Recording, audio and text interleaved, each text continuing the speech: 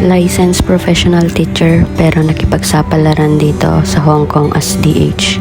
Ako si Janice, dating PSP teacher sa Pilipinas, ngayon ay isang domestic helper sa Hong Kong. Magic clean at basahan ang hawak imbis na chalk at eraser. Dingding ang pinupunasan imbis na blackboard. Bahay ang pinapaganda imbis na presentation ang inaayos.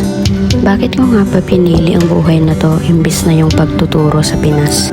Iniwan ko ang pagiging PSB teacher kapalit ang pagiging domestic helper. May mga bagay kasi na mas importante at mas pagtuunan ng atensyon para sa akin.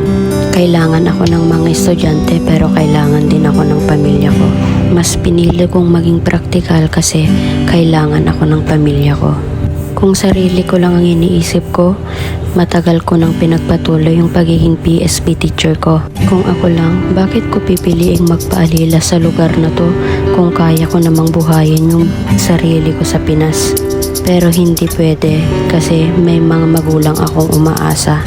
Wait lang, parang bagay ako dito ah. Eme, bakit ko ipagpapalit yung pangarap ko since childhood para dito? Pero sa ngayon, sila muna bago ako. Isa din naman kasi sila sa mga pangarap ko ang magkaroon sila ng mabuti at masayang buhay. Pag alam kong okay na sila, ako naman. Pero sa ngayon, pamilya ko muna bago yung sarili ko. Handa akong magsakripisyo.